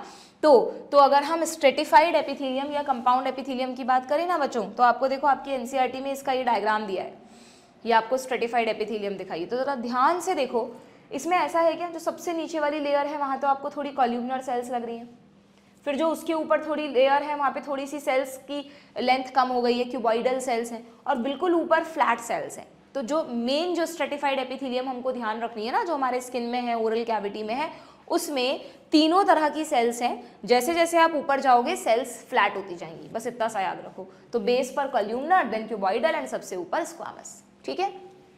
तो ये हुई हमारी कंपाउंड एपिथेलियम, जिसका आप एक और नाम लिख लो, it is also known as stratified epithelium. हालांकि कंपाउंड एपिथेलियम के टाइप्स होते हैं, एक स्ट्रेटिफाइड होता है, एक ट्रांजिशनल एपिथेलियम होता है, बट उस डिटेल में हमको नहीं जाना, ठीक है, क्लियर। चलो तो यहाँ पर क्या लिखा है कि on the basis of structural modification of cells structurally कैसे मॉडिफाई हो रखी हैं, शेप क्या है सेल्स की, 3 हो गई, squamous, cuboidal as well as columnar, ठीक है। तीनों के बारे में क्या क्या दे रखा है। अब जब आप इस पैराग्राफ को अपने आप पढ़ोगे तो आपको लगेगा रटने की चीज़ें, रट लो कि कहाँ क्या है। मैं मानती हूँ यहाँ थोड़ी सी आपको अपनी मेमोरी यूज़ करनी पड़ेगी, बट थोड़ा सा ना मैं आपको इसको भी लॉजिकली समझा देती हूँ, देखो, जिससे आप चीज़ों को याद रख सको। इसी टेबल से बताती हूँ, हमने कहा हम इन 3 की बात कर रहे हैं अभी, ठीक है। तो ये जो 3 तरह की एपिथेलियम है उसमें हमने शेप ऑफ द सेल देख ली। अब लोकेशन देखो आप कैसे याद रखोगे, इनकी पोजीशन क्या है हमारी बॉडी में, कहाँ कहाँ लोकेटेड है ये। ह्यूमन फिजियोलॉजी पढ़ ली ना हमने, तो मुझे याद करके बताओ कि सिंपल स्क्वामस एपिथेलियम कहाँ पर थी, बिल्कुल फ्लैट लेयर ऑफ सेल्स, जहाँ भी कहीं चीज़ों का एक्सचेंज होना है, डिफ्यूजन होना है, वहाँ पर सिंपल स्क्वामस कर दूँ, क्या फ़ायदे में रहेगी क्या बॉडी। कि अगर मान लो हम कह रहे हैं कि सिंपल स्क्वामस की बात कर रहे हैं ना हम, तो अगर हम कह रहे हैं कि हमारे जो एल्वियोलाई हैं उनकी वॉल को बिल्कुल फ्लैट बना दो, क्यों अननेसेसरी मोटी लेयर, मोटी सेल्स बनानी है, कितना टाइम लगेगा O2 CO2 को डिफ्यूज करने में, जितना हो सके पतली बनाओ सेल्स को, फ्लैट बनाओ सेल्स को, एल्वियोलाई में बना दो, ठीक है। जो हम बोमन्स कैप्सूल हमने पढ़ा था, जहाँ पे ब्लड का फिल्ट्रेशन होता है ना, वहाँ पे ध्यान है आपको, तो अंदर तो थोड़ी सी पोडोसाइट्स होती हैं और बाकी सिंपल, पोडोसाइट भी एक तरह से स्क्वैमस का ही मॉडिफिकेशन है। तो यहाँ पर ये बना दो, फ्लैट सेल्स बना दो, ठीक है। एब्जॉर्प्शन वाले एरिया में नहीं बना रहे हम, जैसे अभी यहाँ पीसीटी होती है या इंटेस्टाइन होती है, वहां नहीं, जहां एक्सचेंज होना है सब्सटेंसेस का, डिफ्यूजन करना है चीजों को, वहां पर बना रहे हैं। तो एल्वियोलाई में बना दो और बोमन्स कैप्सूल में बना दो और सबसे मेन एक्सचेंज का साइट कौन है हमारी बॉडी में बच्चों? कैपिलरीज। तो हमारी जो कैपिलरीज की वॉल है वहां पर बना दो, है क्या रटने की जरूरत? तो जहां पर भी एक्सचेंज करवाना है चीजों का वहां पर आप बना दो कौन सी एपिथेलियम? Squamous epithelium. कैपिलरीज में एक ही वॉल होती है, आर्टरी और वेन्स में तो 3 वॉल्ड होती है, बट कैपिलरी में एक ही वॉल होती है ना। और ये तो बहुत इंपॉर्टेंट है बच्चों, कैपिलरी की इस एक लेयर को बोलते हैं एंडोथीलियम। तो कई बार ना एपिथीलियम और एंडोथीलियम बड़े मिलते जुलते से वर्ड लगते हैं, हम कंफ्यूज हो जाते हैं कि क्या दिया है। तो wall of capillary which is made up of simple squamous epithelium is called endothelium. ठीक है, चलो भाई, सिंपल स्क्वैमस हो गई। नाउ अब मुझे बताओ सिंपल क्यूबॉइडल कहाँ बनाए हम? तो सिंपल स्क्वैमस हो गई, सिंपल क्यूबॉइडल कहाँ बनाए? क्यूबॉइडल में हमें क्यूब लाइक सेल्स बनानी है ना।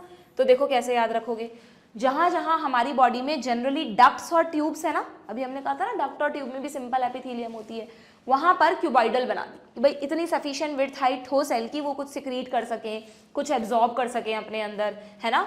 तो सिंपल क्यूबॉइडल एपिथेलियम आपको कहाँ बनानी है? सिंपल क्यूबॉइडल एपिथेलियम आपको बनानी है मेनली डक्ट्स में और ट्यूब्स में। डक्ट्स और ट्यूब्स जैसे आपको ध्यान है बोमन्स कैप्सूल के बाद पीसीटी होता है, पीसीटी, ठीक है, फिर बाद में डीसीटी होता है, पीसीटी एंड डीसीटी दोनों यहाँ लिख देती हूँ, इनमें क्यूबॉइडल एपिथेलियम होती है।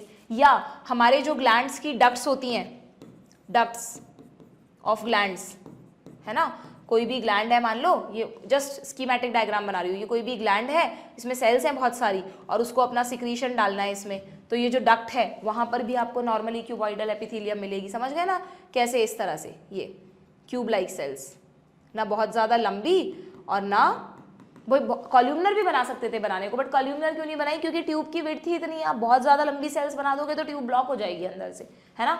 तो ट्यूब्स में, डक्ट्स में, है ना, क्या बनानी है? ट्यूब्यूल्स में, डक्ट्स में आपको बनानी है क्यूबॉइडल एपिथेलियम। एक एग्जांपल और बता रही हूँ मैं यहाँ पर, एनसीईआरटी में नहीं है बट ह्यूमन रिप्रोडक्शन में आप इसको कोरिलेट कर सकते हो कि टेस्टिस और ओवरी में, एग्जैक्टली नहीं लिख रही हूँ मैं कहाँ पर, बट टेस्टिस एंड ओवरी में भी ये वाली एपिथेलियम होती है, इसलिए वहां पर इसको जर्मिनल एपिथेलियम बोलते हैं।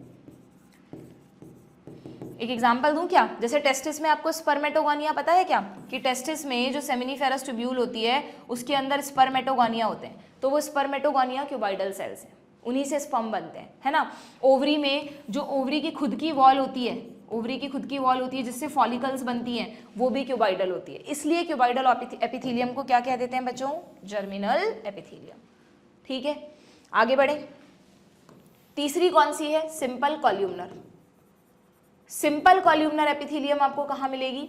अब देखो मैंने कहा ना कॉल्यूमनर सेल्स में लंबी सेल्स हैं, मतलब उनकी लेंथ ज़्यादा है, तो हमारी बॉडी में कोई ऐसा पाइप हो जो थोड़ा मोटा हो, अच्छी खासी विड्थ रखता हो, कोई ऐसा हॉलो ऑर्गन हो, वहाँ पर आप इसको बना दो। तो ऐसा कौन है? हमारा GIT.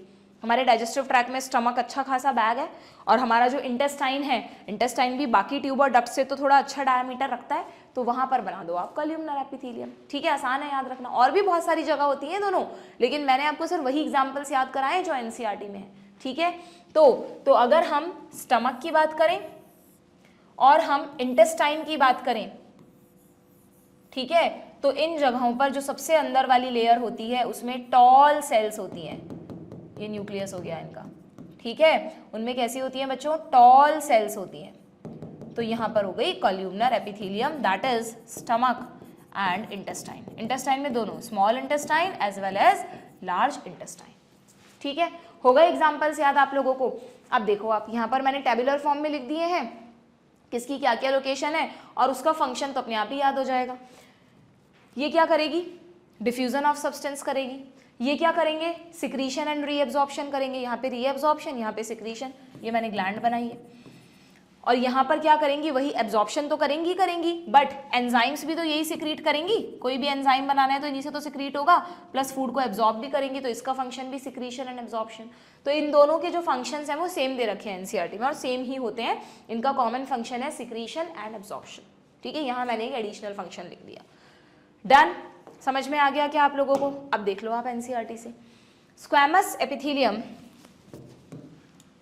epithelium is made up of a single thin layer of flattened cells with, highlight करो, irregular boundaries। ठीक है, कहाँ मिलती हैं ये? walls of blood vessels में, very very important, एंड अब आप कहोगे मैम यहाँ पर ब्लड वेसल्स क्यों लिखा है, कैपिलरीज ही क्यों नहीं लिखा? क्योंकि हम ये नहीं कह रहे कि आर्टरी और वेन में ये नहीं है बच्चों। आर्टरी और वेन में जो सबसे अंदर वाली लेयर होती है ना, ट्यूनिका इंटरना, पढ़ लेना, वो भी कैपिलरीज की तरह एंडोथीलियम की ही बनी हुई है। तो आर्टरी और वेन में जो इनर मोस्ट लेयर है वो भी सिंपल स्क्वामस एपिथेलियम है। तो simple squamous epithelium blood vessels की वॉल में हमेशा होती है, बस फर्क ये है कि कैपिलरी में एक ही लेयर है, अंदर वाली लेयर है ट्यूनिका इंटरना ही है, ठीक है। एंड एल्वियोलाई ऑफ लंग हो गए, involve in functions like forming a diffusion boundary. यहां पर लिखा हुआ नहीं है, आप चाहो तो ऐड कर लो, Bowman's capsule, Bowman's capsule. Then if we talk about cuboidal epithelium, तो क्यूबॉइडल एपिथेलियम में मैंने आपको कहा क्यूब लाइक सेल्स होंगी, और ये कहाँ मिलेंगी हमको? ये मिलेंगी डक्ट्स ऑफ ग्लैंड्स में, ट्यूब्यूलर पार्ट ऑफ नेफ्रॉन में, ठीक है। 2 एग्जाम्पल दिए हैं और एक मैंने ऐड करवाया है, and germinal epithelium testis and ovary में मिलेगी। कहाँ मिलेगी वो मैंने आपको बता दिया है। जो सेल्स स्पर्मेटोगोनिया भी क्यूबॉइडल सेल्स हैं, ओगोनिया भी क्यूबॉइडल सेल्स हैं, ठीक है। देन थर्ड कौन सी है? अभी यहाँ पे कुछ पॉइंट लिखा हुआ है, ये मैं अभी बाद में बताऊंगी आप लोगों को, ठीक है। नाउ कॉल्यूमनर एपिथेलियम में क्या लिखा है? It is single layer of tall and slender cells. Slender word कहीं भी आए मतलब थोड़ा पतला दुबला, ठीक है। तो टॉल है तो बट ऑब्वियस थोड़ी सी पतली हो गई, टॉल एंड स्लेंडर सेल्स। और हाँ, एक और इंपॉर्टेंट पॉइंट है बच्चों, देखो यहाँ पर कॉल्यूमनर एपिथेलियम का एक फीचर होता है कि कॉल्यूमनर एपिथेलियम में है ना, आपको जो न्यूक्लियस मिलेगा, ये जो आप न्यूक्लियस बनाओगे वो बेस पर मिलेगा। देखो हमेशा न्यूक्लियस जो आपको बनाना है वो कहाँ बनाना है? बेस पर। ये रहा, सेंटर ऑफ द सेल में ना होकर कहाँ होता है? बेस पर होता है। हालांकि एनसीईआरटी में मैंने देखा था, इसमें डायग्राम में इतना करेक्ट नहीं दिया, डायग्राम में इन्होंने न्यूक्लियस ऐसे ऊपर नीचे बनाया, बट मोस्टली कॉल्यूमनर एपिथेलियम में जो न्यूक्लियस होगा वो बेस पर होगा। एनसीईआरटी की ही लाइन है, हम कुछ नया नहीं पढ़ रहे, ठीक है। Their nuclei are located at the base. Free surface जो है, फ्री सरफेस जो है, अच्छा अब ये भी मॉडिफिकेशन से रिलेटेड हो गया, रुक जाओ। They are found in the lining of stomach as well as intestine. ये कहाँ कहाँ मिलेगी आपको? मेनली एक तो स्टमक में और एक इंटेस्टाइन में। इसका फंक्शन हो गया सिक्रीशन एंड एब्जॉर्प्शन, ठीक है, क्लियर। अब सुनो, अब ये जो मैंने बीच में से एक लाइन छोड़ दी थी ना, इसके बारे में देखना क्या लिखा हुआ है, कि डायग्राम में बताती हूँ कि चाहे क्यूबॉइडल एपिथेलियम हो या कॉल्यूमनर एपिथेलियम हो, स्क्वामस से मतलब नहीं है अब हमें, क्यूबॉइडल हो या कॉल्यूमनर हो, 2 जगह पर हमारी बॉडी में इनका एक मॉडिफिकेशन देखने को मिलता है। क्या? अगर तुम्हें ध्यान है तो मैंने तुम्हें पीसीटी में बताया था ब्रश बॉर्डर्ड एपिथेलियम, याद है कि पीसीटी में ये जो क्यूबॉइडल सेल्स को मैं दोबारा बनाती हूँ, पीसीटी में अगर ये पीसीटी है, ठीक है, तो पीसीटी की जो सेल्स हैं वो ऐसे फिंगर लाइक फोल्डिंग्स होंगी उस पर। सीलिया नहीं बना रहे बच्चों, हम फिंगर लाइक फोल्ड्स बना रहे हैं। क्यूबॉइडल है शेप में विद फिंगर लाइक प्रोजेक्शंस हैं।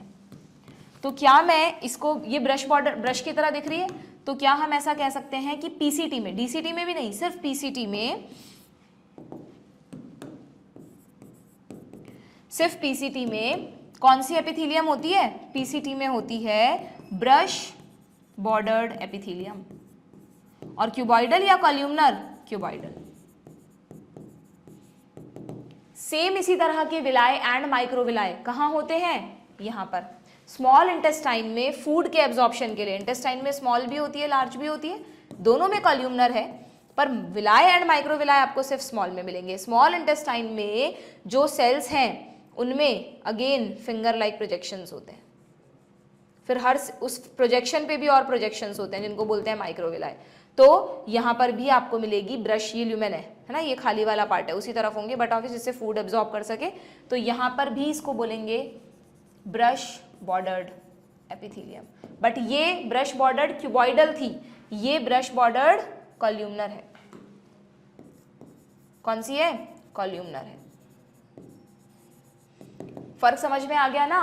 तो अगर नीट में क्वेश्चन आ जाए कि brush bordered epithelium is present in, अगर सिर्फ एपिथेलियम लिखा है तो या तो दोनों ऑप्शन होंगे या कोई एक ऑप्शन होगा, बट अगर ध्यान से पढ़ लेना, अगर लिखा है ब्रश बॉर्डर्ड क्यूबॉइडल एपिथेलियम और तुमने जल्दीबाजी में क्यूबॉइडल नहीं पढ़ा और तुम फर्स्ट ऑप्शन स्मॉल इंटेस्टाइन को टिक करके आ गए, तो आंसर गलत हो जाएगा। ब्रश बॉर्डर्ड क्यूबॉइडल एपिथेलियम पूछा है तो PCT, brush bordered columnar epithelium पूछा है तो स्मॉल इंटेस्टाइन। ठीक है, क्लियर? समझ में आ गई बात? देखो बस वही चीज यहाँ पर लिखी है कि यहाँ क्यूबॉइडल एपिथेलियम में लिखा हुआ है द एपिथेलियम ऑफ पीसीटी, सिर्फ पीसीटी के लिए लिखा है, has microvilli, villi and microvilli दोनों होते हैं, ठीक है। इसी तरह यहाँ लिखा है फ्री सरफेस में हैव माइक्रोविलाई। तो इन दोनों को ही क्या बोलते हैं बच्चों, इन दोनों ही मॉडिफिकेशंस को बोलते हैं brush bordered epithelium, brush bordered epithelium, ठीक है, समझ में आ गया आप लोगों को। देन आगे क्या लिखा है भाई, नाउ एक और मॉडिफिकेशन बताया है कि चाहे क्यूबॉइडल हो चाहे कॉल्यूमनर हो, चाहे क्यूबॉइडल हो या कॉल्यूमनर हो, अगेन दोनों पे ही सीलिया भी प्रेजेंट हो सकते हैं। सीलिया आप अच्छे से पढ़ चुके हो सेल चैप्टर में क्या होते हैं, they bear cilia on their free surface if they bear, तो आप उस एपिथेलियम को बोल दो सीलिएटेड एपिथेलियम, ठीक है। कहाँ कहाँ होते हैं हमारी बॉडी में सीलिया, मेनली आपने पढ़ रखा है दो जगह पर है, एक तो हमारे रेस्पिरेटरी ट्रैक में है और दूसरा हमारी फेलोपियन ट्यूब में है, ठीक है। क्या करेंगे ये पार्टिकल्स को मूव करवाएंगे, मूव पार्टिकल्स और mucus in a specific direction over the epithelium, ठीक है, समझ में आ गया यहाँ तक। नाउ चलो बढ़ते हैं आगे।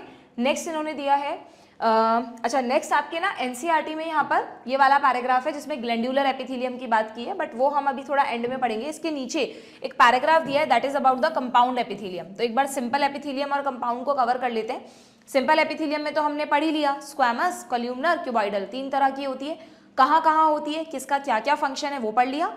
और जो कॉल्यूमनर और क्यूबॉइडल एपिथेलियम है वो या तो सीलिएटेड फॉर्म में या फिर ब्रश बॉर्डर्ड फॉर्म में मॉडिफाई हो सकती है। आपको स्पेसिफिक एग्जांपल याद रखने हैं। ब्रश बॉर्डर्ड क्यूबॉइडल का एग्जांपल है पीसीटी, ब्रश बॉर्डर्ड कॉल्यूमनर लंबी सेल्स का एग्जांपल है स्मॉल इंटेस्टाइन। सीलिएटेड में आपको एग्जांपल याद रखना है, एक तो ओविडक्ट यानी कि फेलोपियन ट्यूब, और हमारे रेस्पिरेटरी ट्रैक में जैसे ट्रैकिया की वॉल हो गई, ब्रोंकियल की वॉल हो गई, ये सभी, ठीक है। नाउ कंपाउंड एपिथेलियम में छोटा सा एक पैराग्राफ दिया है कि it is made up of more than one layer of cells, multilayered होती है।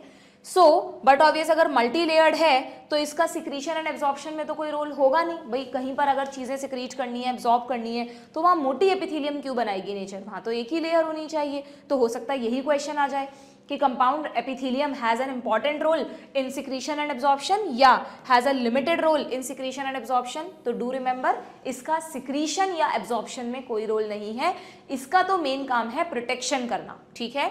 तो its main function is to provide protection against, किससे प्रोटेक्ट करती है, chemical forces and mechanical forces. Chemical stress मतलब जैसे एंजाइम्स हैं या मान लो हमारे स्किन पर कोई भी केमिकल गिरता है, एसिड, अल्कलाई वगैरह, तो उन सब से हमें प्रोटेक्ट करती है, ठीक है।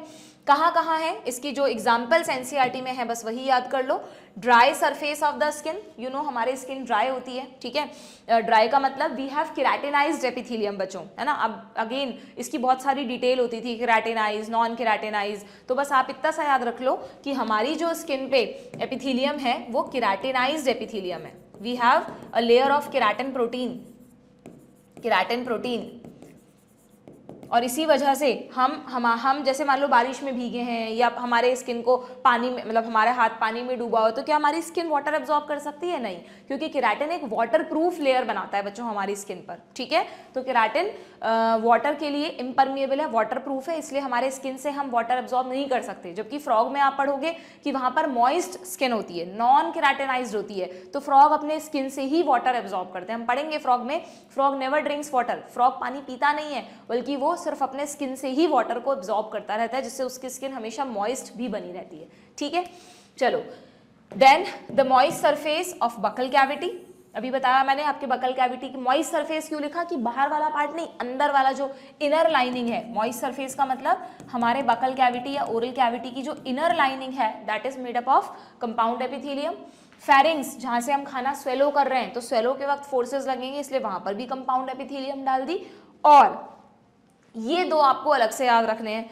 मैंने आपको कहा कि हमारे बॉडी में जहां जहां पर डक्ट्स हैं वहां पर क्यूबॉइडल एपिथेलियम है, बट दो जगह नेचर ने डक्ट में कंपाउंड एपिथेलियम को बनाया है। कौन सी दो जगह बच्चों, एक तो सलाइवरी ग्लैंड की जो लाइनिंग है, जो डक्ट है, सलाइवरी ग्लैंड्स होती है ना हमारे मुंह में, आपने डाइजेस्टिव सिस्टम नहीं पढ़ा तो पैरोटिड ग्लैंड होती हैं, सब मैंडिबुलर होती हैं, सब लिंगुअल होती हैं, तो उनसे डक्ट निकलती हैं, डक्ट के थ्रू सलाइवा मुंह में आता है, ठीक है। तो उनकी डक्ट में कंपाउंड एपिथेलियम मिलेगी। और एक हमारा जो पेनक्रियाज की डक्ट है, तो हमने पढ़ा था हार्मोन सिस्टम में जो पेनक्रियाटिक जूस बनाती है, एक्सोक्राइन पार्ट ऑफ पेनक्रियाज, वो भी कंपाउंड एपिथेलियम की बनी होती है। बस एक एक्सेप्शन की तरह तुम याद रख लेना कि वैसे तो डक्ट में क्यूबॉइडल एपिथेलियम होती है, बट दो जगह salivary duct and pancreatic duct has compound epithelium.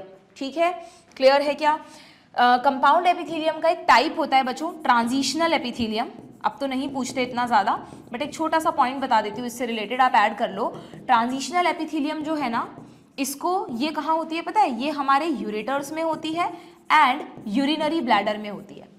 ठीक है, ट्रांजिशनल एपिथेलियम इसको बोलते हैं क्योंकि जब भी यूरिनरी ब्लैडर स्ट्रेच होता है तो उस दौरान इसकी जो सेल्स हैं they are capable of stretching. ऐसा नहीं है कि वो स्ट्रेच हो रहा है तो एकदम से सेल्स जो हैं वो रप्चर हो जाएं, उनमें इस तरह का प्रोविजन होता है, वो अपना साइज एंड शेप चेंज कर सकती हैं। दैट्स वाई उसको बोलते हैं ट्रांजिशनल एपिथेलियम। और क्योंकि ये यूरिनरी ट्रैक में है तो इसको यूरोथेलियम भी बोल देते हैं। बस एक छोटा सा एडिशनल पॉइंट है, अगर आप याद रख सको तो। ठीक है, क्लियर? चलिए अब आते हैं हम इस पर। अच्छा, एनसीईआरटी में जो डायग्राम्स दिए हैं सब आपको देखकर जाने हैं नीट के लिए, है ना। ये फ्लैटेंड सेल्स है तो इसको एमस एपिथेलियम हो गई, क्यूब लाइक क्यूबॉइडल हो गई, ये कॉल्यूमनर हो गया। यहाँ पर लंबी सेल्स हैं तो कॉल्यूमनर, और उन पे सीलिया लगे हुए हैं तो this is ciliated columnar epithelium. ठीक है, जो कि आपको कहाँ मिलेगी? ये आपको मिलेगी हमारे रेस्पिरेटरी ट्रैक में। ठीक है, clear? This is the example of diagram of compound epithelium. Now अब एक छोटा सा एक और मॉडिफिकेशन बताया एपिथेलियम का ही, दैट इज ग्लैंड्यूलर एपिथेलियम। भाई आपको पता है हमारी बॉडी में बहुत सारी ग्लैंड्स हैं, हम अच्छे से केमिकल कोऑर्डिनेशन में पढ़ चुके हैं कि एक्सोक्राइन ग्लैंड्स हैं और एंडोक्राइन ग्लैंड है। तो चाहे कोई भी ग्लैंड हो, एक्सोक्राइन हो या एंडोक्राइन हो, ग्लैंड्स की जो सेल्स हैं, ग्लैंड्स के अंदर जो सेल्स हैं वो किस तरह से अरेंज होती हैं बच्चों? देखना, जैसे ये हमारी ये ग्लैंड दिखाई है आपको, तो ग्लैंड में ना ये आपको दिख रही है, दीज आर द सेल्स, ये सेल्स की लाइनिंग है, ये सेल्स लाइनिंग बना रही है और ये सेल्स अपने सिक्रीशन को यहाँ बीच में डालती रहेंगी और फिर वो सिक्रीशन बाहर निकल जाएगा। ये सेल्स नहीं है सेंटर में, this is the secretion, this is the product of cells. और ये जो आपको बॉर्डर पर दिख रही है, दीज आर द सेल्स। तो जनरली सेल्स क्लस्टर में, एक ग्रुप क्लस्टर में अरेंज होकर एक ग्लैंड बनाती हैं, और ग्लैंड की लाइनिंग को आप क्या बोल देते हो? Glandular epithelium. This is glandular epithelium. तो बट ऑब्वियस हमारी बॉडी में जो ग्लैंड्स हैं उसमें एक सेल तो होगी नहीं, बहुत सारी सेल्स होंगी, जैसा कि हमें डायग्राम में दिख रहा है। तो हमारी बॉडी में जो ग्लैंड्स हैं वो मल्टी सेलुलर होती हैं। आप कहेंगे मैम कोई यूनिसेलुलर भी होती है क्या? ये टर्म क्यों यूज किया हमने? यस, एक अकेली ग्लैंड हमारी बॉडी में ऐसी है बच्चों जिसमें एक ग्लैंड में एक ही सेल है, मतलब वहां पे a single cell is behaving as a gland. कौन सी है वो? दैट इज म्यूकस ग्लैंड या simply mucus cell. Mucus cell एक सिंगल सेल है तो भी वो म्यूकस बनाती रहती है, उसको आप म्यूकस ग्लैंड या उसके शेप की वजह से गोबलेट सेल भी बोलते हैं। जनरली ऐसे कलश के शेप की होती है। ठीक है, ये देखो जैसे यहाँ पर इन्होंने इसको लेबल करना चाहिए था, ये जो आपको दिख रही है दिस वन, ठीक है, ये एक सेल है और इस सेल से ये जो दिख रहा है दिस इज द म्यूकस, ये म्यूकस प्रोड्यूस कर रही है लगातार, इसलिए लेबलिंग कर देते हैं तो सही रहता है फिर डायग्राम को। ठीक है, तो सिंगल, अच्छा एक बात और सुनना कि ये जो म्यूकस सेल्स हैं, जैसे मान लो ये हमारा रेस्पिरेटरी ट्रैक है, तो उसमें हम कह रहे हैं कि सीलिएटेड कॉल्यूमनर एपिथेलियम होगी, तो बीच बीच में हम क्या कह रहे हैं? कुछ गोबलेट सेल्स आ गई, फिर सीलिएटेड कॉल्यूमनर एपिथेलियम हो गई, फिर बीच में एक गोबलेट सेल आ गई, है ना। तो इस तरह थोड़ी थोड़ी दूरी पर म्यूकस सेल्स प्रेजेंट होती हैं जो लगातार क्या बनाती रहती हैं बच्चों? म्यूकस बनाती रहती हैं। ठीक है, क्या बनाती रहती हैं? म्यूकस बनाती रहती हैं, कलश के शेप की होती हैं, दैट्स वाई गोबलेट। और सिर्फ रेस्पिरेटरी ट्रैक में ही नहीं, और कहीं भी होती हैं क्या? ये हमारी पूरी एलिमेंट्री कैनाल में, हमारे सलाइवा में जो स्लिपरीनेस होती है वो क्यों होती है? क्यों होता है वो? क्योंकि सलाइवा में भी म्यूकस प्रेजेंट है। हमारे पूरे oesophagus, stomach, small intestine, large intestine, faeces तक में म्यूकस प्रेजेंट होता है। तो पूरी एलिमेंट्री कैनाल की लाइनिंग में बीच बीच में म्यूकस सेल्स प्रेजेंट है। ठीक है, तो रेस्पिरेटरी ट्रैक में हो गई, डाइजेस्टिव ट्रैक में हो गई, एक जगह और होती है that is in the reproductive tract, क्योंकि रिप्रोडक्टिव ट्रैक में स्पर्म और ओवम को मूव करना होता है, तो ट्रैक थोड़ा स्लिपरी बना रहे, इजीली लुब्रिकेटेड रहे, इसलिए वहां पर भी म्यूकस सेल्स प्रेजेंट है। डायरेक्टली नहीं लिखा हुआ ह्यूमन रिप्रोडक्शन में mucus cells, but you have to remember. ठीक है, तो म्यूकस सेल्स हमारे बॉडी के 3 ट्रैक्स में प्रेजेंट है। कहाँ कहाँ? Respiratory, digestive and reproductive. ठीक, और ये हमारी अकेली यूनिसेल्युलर ग्लैंड है, अदरवाइज हमारी बॉडी में जो ग्लैंड्स हैं दे आर मल्टी सेल्युलर। तो इसमें लिखा है, अच्छा और ये भी लिखा है कि ये जो ग्लैंड्यूलर एपिथेलियम है ना, ये भी अगेन कॉल्यूमनर या क्यूबॉइडल का ही मॉडिफिकेशन है। यानी जो स्क्वैमस एपिथेलियम है वो मॉडिफिकेशन शो नहीं करती है, क्यूबॉइडल या कॉल्यूमनर, 3 मॉडिफिकेशन पढ़ लिया हमने इसके। ब्रश बॉर्डर भी बना सकती है, सिलिएटेड भी हो सकती है, और अगर सिक्रीशन कर रही है तो उसको बोल देंगे ग्लैंड्यूलर एपिथेलियम। ठीक है, तो they are specialised for secretion only. Okay, अब यहाँ पर 2 तरह की हो गई, ये कौन कौन सी, unicellular glands and multicellular glands. Unicellular में क्या लिखा हुआ है भाई, they consist isolated glandular cells, single cells होती हैं जिनको कि गोबलेट सेल्स भी कहा जाता है। जैसे कि यहाँ तो इन्होंने एलिमेंट्री कैनाल लिखा है बच्चों, बट आप इसमें ऐड करो, ये गोबलेट सेल्स हमारे 3 ट्रैक में होती हैं। हमारे एलिमेंट्री कैनाल में तो है ही, यानी कि डाइजेस्टिव ट्रैक में है, प्लस ये हमारे रेस्पिरेटरी ट्रैक में है, प्लस ये हमारे रिप्रोडक्टिव ट्रैक में भी है, चाहे मेल हो चाहे फीमेल हो, तीनों में म्यूकस की लाइनिंग प्रेजेंट होती है। जब आप 12th में इम्यून सिस्टम पढ़ते हो वहां पर भी आता है ये MALT, mucosa associated lymphoid tissue. ठीक है, तो वो म्यूकस क्या है बच्चों, म्यूकस जो है ना वो एक तरीके का कार्बोहाइड्रेट, एक तरीके का पॉलीसैकेराइड है। Okay, clear. Now multi cellular में क्या दिया है भाई, मल्टी सेल्यूलर में लिखा है क्लस्टर ऑफ सेल्स प्रेजेंट होता है, जैसे कि सलाइवरी ग्लैंड लिख के छोड़ दिया इन्होंने, बट आगे क्लियर किया है on the basis of mode of secretion, मतलब mode of pouring of their secretion, कि ग्लैंड अपने सिक्रीशन को कहाँ डाल रही है। अगर कोई ग्लैंड, ये ग्लैंड में सेल्स हो गई ना, ग्लैंड्यूलर एपिथेलियम, अगर कोई ग्लैंड अपने सिक्रीशन को डक्ट के थ्रू भेज रही है तो वो होगी एक्सोक्राइन ग्लैंड। बट अगर किसी ग्लैंड में डक्ट है ही नहीं, बल्कि वो अपने सिक्रीशन को ब्लड वेसल्स में डाल रही हैं, तो उनको क्या कहते हैं बच्चों, एंडोक्राइन ग्लैंड्स। ठीक है, तो based on the pouring of the secretion, कि सिक्रीशन को कहाँ डाला जा रहा है, 2 तरह की ग्लैंड्स हैं, exocrine as well as endocrine. Do remember, endocrine को ही डक्टलेस ग्लैंड्स कहा जाता है, हम पढ़ चुके हैं अच्छे से एंडोक्राइन सिस्टम में। तो मुझे बताओ एक्सोक्राइन ग्लैंड्स क्या क्या बनाएंगी, जितनी भी हार्मोन्स के अलावा जो भी चीजें बनती है ना तुम्हारी बॉडी में, सब एक्सोक्राइन ग्लैंड्स बनाती हैं। म्यूकस बनाने वाली भी एक्सोक्राइन ग्लैंड्स हैं, सलाइवरी ग्लैंड्स भी एक्सोक्राइन है। आपके ईयर में एक सेरुमिनस ग्लैंड्स होती हैं, मैं इसका नाम लिख देती हूँ, ईयर वैक्स जिन ग्लैंड से बनता है उनको बोलते हैं सेरुमिनस ग्लैंड्स। सेरुमेन, इनके सिक्रीशन को बोलते हैं CERUMEN, सेरुमेन। ठीक है, ऑयल कौन बनाता है, आपके स्किन में होती है क्या, एक्सक्रीटरी सिस्टम में पढ़ा था क्या हमने, सीबेशियस ग्लैंड, उनमें भी छोटी छोटी डक्ट निकली रहती हैं। मिल्क कौन बनाता है, मैमरी ग्लैंड, तो ये भी एक्सोक्राइन ग्लैंड्स हुई। मैमरी ग्लैंड, ध्यान रखना, कोई हार्मोन थोड़ा ना बना रही है, मिल्क बना रही है। और मैमरी ग्लैंड के स्ट्रक्चर में तुम पढ़ते हो अंदर लेक्टिफेरस डक्ट होती है, तो डक्ट के थ्रू ही सिक्रीशन बाहर आ रहा है। डाइजेस्टिव एंजाइम्स बनाने वाली छोटी छोटी ग्लैंड्स हैं क्या, पूरी जो अंदर वाली एपिथेलियम है उसमें बीच बीच में कुछ सेल्स है ना जो ग्लैंड की तरह बिहेव कर रही हैं, उनमें भी छोटी छोटी डक्ट्स मान लो आप, तो वो भी किस में आएंगी, एक्सोक्राइन में आएंगी। ठीक है, जितने भी प्रोडक्ट्स हैं, यहाँ पर आप स्वेट भी लिख सकते हो, स्वेट ग्लैंड्स, यहाँ पर आप लेक्राइमल ग्लैंड्स भी लिख सकते हो, जो टीयर बनाने वाली ग्लैंड्स है ना हमारी आईज में, लेक्राइमल ग्लैंड्स, तो these all are the exocrine glands. Salivary gland है ना, ये सब एक्सोक्राइन ग्लैंड्स की एग्जाम्पल्स हो गए। Then these products are released through ducts or tube. In contrast, endocrine glands do not have duct and they secrete their hormones directly into the fluid bathing the gland. अब देखो हो सकता है तुम confuse हो जाओ, तुम्हें लगे कि यार हमने तो पढ़ा है ब्लड में डालते हैं, ये कह रहा है कि उस फ्लूइड में डालते हैं जो ग्लैंड के चारों तरफ है। तो हम एक सिंपल सा लॉजिक हमने ह्यूमन फिजियो में पढ़ा है ना, कि हमारी बॉडी में कहीं भी कोई भी टिश्यू है, ऑर्गन है, तो उसमें सेल्स के चारों तरफ टिश्यू फ्लूइड होता है जो ब्लड से ही बना है। तो यहाँ पर भी तो ब्लड सीधा एक्सचेंज थोड़ा ना कर रहा है चीज़ों का, ब्लड से कुछ टिश्यू फ्लूइड होगा क्या जो चारों तरफ प्रेजेंट होगा, जस्ट अ मिनट, कोई टिश्यू फ्लूइड होगा क्या जो चारों तरफ प्रेजेंट होगा। तो ग्लैंड को सीधा ब्लड के साथ नहीं करना एक्सचेंज, ग्लैंड को अपना सिक्रीशन इस टिश्यू फ्लूइड में डालना है, टिश्यू फ्लूइड से वो ब्लड में चला जाएगा। तो दोनों आ सकते हैं ऑप्शन में, हो सकता है लिखा हुआ आ जाए डायरेक्टली इनटू द ब्लड, या लिखा हुआ आ जाए into the fluid bathing the gland. एक एक वर्ड इंपॉर्टेंट है एनसीईआरटी का। ठीक है, क्लियर है, समझ में आ गया यहाँ तक। चलो लास्ट में एपिथेलियल टिश्यू में एक चीज और दे रखी है, वो और पढ़ लेते हैं, दैट इज एपिथेलियल जंक्शंस। बच्चों लास्ट कुछ ईयर्स में इस टॉपिक पर क्वेश्चंस पूछे जा रहे हैं, तो ये इंपॉर्टेंट टॉपिक है, इस पर आप इंपॉर्टेंट लिख लो।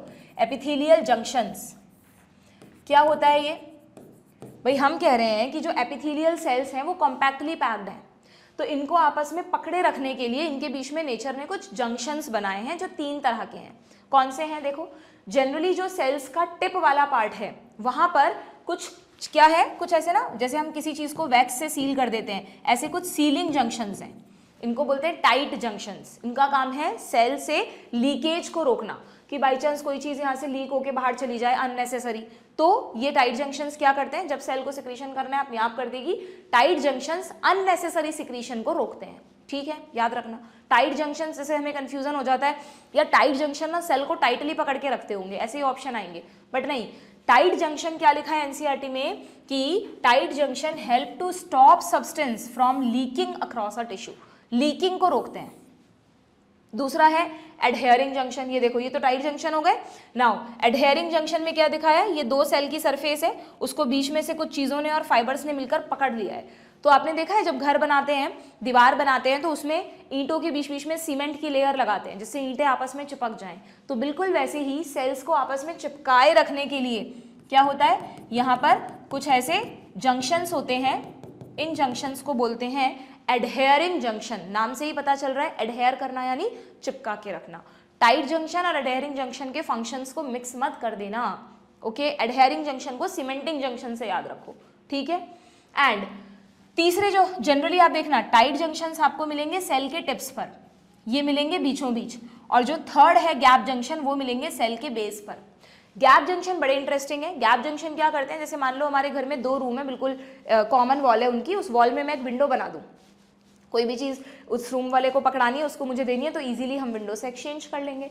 तो ऐसे ही नेचर ने क्या किया है, एपिथेलियल सेल्स में कुछ टनल्स बना दिए हैं ऐसे, ये इनके बीच में कुछ प्रोटीन्स हैं, है ना, जो ऐसे टनल्स बना रहे हैं। तो इजीली ये सेल अपना सामान इधर और ये सेल अपना सामान इधर भेज सकती है। समझ गए क्या आप बात? तो इनको कहते हैं गैप जंक्शंस। ऐसा लग रहा है 2 सेल्स के बीच में गैप है, बट गैप का मतलब ये वाला गैप नहीं, ये तो पास पास है, समझाने के लिए बनाया है। गैप का मतलब उनके बीच में टनल लाइक स्ट्रक्चर्स, कुछ प्रोटीन्स हैं जो टनल्स बनाएंगे। क्लियर है? जैसे आपको ध्यान है प्लांट्स में प्लाज्मोडेस्माटा होते थे, साइटोप्लाज्मिक कनेक्शन, समवॉट वैसा ही यहाँ एनिमल्स में एपिथेलियल टिश्यू में होता है गैप जंक्शन, जिनको कम्युनिकेशन जंक्शंस भी कह सकते हैं, क्योंकि एक सेल इजीली दूसरी सेल के साथ कम्युनिकेट कर लेगी। ठीक है, तो एनसीईआरटी में देखें क्या लिखा है, all cells in the epithelium are held together with little intercellular material. अगर उनके बीच बीच में इंटरसेलुलर मैट्रिक्स होता ना, तो हम मान लेते कि सेल्स आराम से उसमें पैक्ड हैं, बट उनके बीच में तो है नहीं। तो उनको पकड़े रखने के लिए in nearly all animal tissues specialized junctions क्या होते हैं, specialized junctions provide structural and functional link between individual cells. अच्छा, यहाँ लिखा है नियरली ऑल एनिमल टिश्यूज, तो वैसे तो ये जंक्शंस लगभग ज्यादातर टिश्यूज में होते हैं, बट सबसे ज्यादा ये एपिथेलियल टिश्यू में देखने को मिलते हैं। जब हम मस्कुलर टिश्यू पढ़ेंगे ना, तो वहां पर भी आएंगे कम्युनिकेशन जंक्शन, पढ़ेंगे हम, ध्यान देना आप, मस्कुलर टिश्यू में भी आएगा, है ना, न्यूरॉन्स में भी होते हैं। कनेक्टिव टिश्यू में इतने ज्यादा नहीं होते, कहीं कहीं होते हैं, क्योंकि कनेक्टिव टिश्यू में सेल्स दूर दूर होती हैं। ठीक है, तो नियरली ऑल एनिमल टिश्यू लिखा हुआ आ जाए तो वो भी सही है। आप ऐसा मत कहना कि these junctions are present only in the epithelial tissue, नहीं, एपिथेलियल टिश्यू में तो है ही, प्लस अदर टिश्यूज में भी है। ठीक है, क्या कर रहे हैं ये फंक्शनल और स्ट्रक्चरल लिंक्स बना रहे हैं between cells. 3 types of junctions are found in epithelium. अब हम एपिथेलियम की बात करें तो ये हम एपिथेलियल जंक्शंस पढ़ रहे हैं। ठीक है, इवन इसमें भी लिखा है देखो अदर टिश्यूज की, ये जंक्शन कुछ दूसरे टिश्यू में भी हो सकते हैं। ओके, कौन कौन से हैं? Tight junction prevent leaking, adhering junction perform cementing to keep neighbouring cells together. इसमें एक चीज ऐड कर लो, एडहेयरिंग जंक्शन का एक एग्जांपल होता है बच्चों डेस्मोसोम्स। ठीक है, इनमें मैंने आपको अभी छोटे छोटे फाइबर्स दिखाए थे ना, उनको बोलते हैं टोनोफाइब्रिल्स एंड टोनोफिलामेंट्स। ये आपको पीवाईक्यूज करोगे ना, आपको बहुत कॉमनली मिल जाएगा। हो सकता है अब ना पूछे, एनसीईआरटी में नहीं है, बट आप ध्यान रखना एडहेयरिंग जंक्शन के बहुत सारे एग्जांपल्स हैं, डेस्मोसोम, हेमीडेस्मोसोम। तो उसमें से डेस्मोसोम याद रखना, ये एक्चुअली में डेस्मोसोम ही दिखाए हैं, उसमें ये आपको दिख रहे हैं ना, इनको बोलते हैं टोनोफिलामेंट्स and टोनोफाइब्रिल्स। Okay, and what is the function of gap junctions? Gap junction facilitate the cell to communicate with each other. कैसे? By connecting the cytoplasm of adjoining cells, और उसकी वजह से फटाफट ट्रांसफर हो सकता है किसका? Rapid transfer ions small molecule, और कई बार कुछ बिग मॉलिक्यूल्स भी इन टनल्स को क्रॉस करके निकल सकते हैं। आयंस का होगा, स्मॉल मॉलिक्यूल्स का होगा और बिग मॉलिक्यूल्स का होगा। ठीक है बच्चों, तो ये हुआ आपका एपिथेलियल टिश्यू कंप्लीट। क्लियर? तो ये आप लोगों को एपिथेलियल टिश्यू में मैंने जो जो चीज़ें बताई वो आपको ध्यान रखनी है, एक बार खुद से पूरा टॉपिक दोबारा से रिवाइज करना है। ठीक है, ये जो मैंने एक टेबल बनाई थी ये आप बना लेना। ठीक है, और ये डायग्राम के थ्रू याद रखना चाहो, जैसे भी रखना चाहो आपको याद रखना है। Okay, glandular epithelium, ciliated brush border, epithelial junctions, these all things you have to remember. बाकी के जो टिश्यूज हैं वो हम पढ़ेंगे नेक्स्ट सेशन में। Okay, good bye.